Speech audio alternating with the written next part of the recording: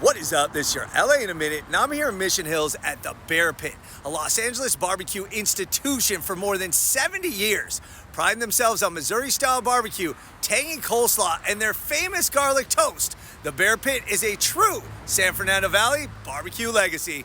Let's get into it. The legacy of the Bear Pit begins in 1954 when founder Ben Bayer moved from Missouri to Newhall and together with his wife Pat started a small barbecue shack at a location that used to be called Howard's, using a barbecue sauce recipe his mother crafted in 1936. Within 3 years, he was ready to move the location to Dennis Park, which would later be renamed Mission Hills, constructing a new brick oven pit, and he launched the Bayer Pit, note the spelling, to reflect his last name. Country music star and television host Tennessee Ernie Ford became an early endorser, giving credibility and increased visibility to the establishment. The business thrived as the San Fernando Valley grew, and by the early 1960s, he began franchising, opening up 4 different locations. Bayer prided himself on his barbecue skills, and so did his customers, soon earning him the moniker Papa Bayer. But by 1965, Bayer saw greener pastures by partnering with David Nancaro, the founder of Caro's Restaurants, and he sold the Bear Pit and hoped that his new venture, Barbecue Barn, would have the same success.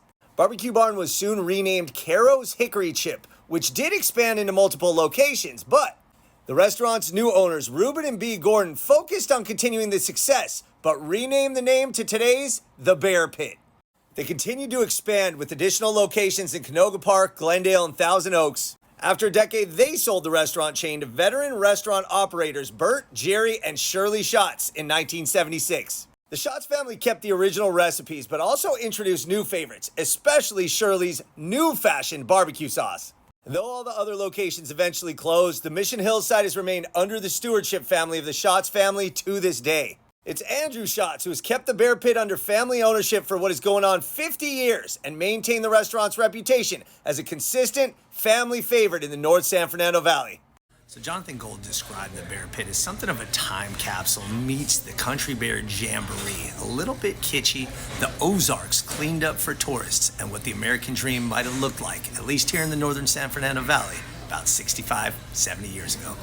In keeping with that theme, it's worth noting that the animations inside were actually created by Disney animators. Wow.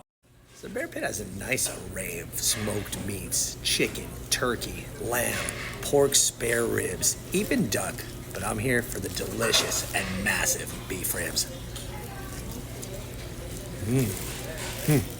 So the Bear Pit has been serving up their Missouri-style barbecue for more than 70 years right here in the San Fernando Valley. And that makes the Bear Pit a true Los Angeles institution.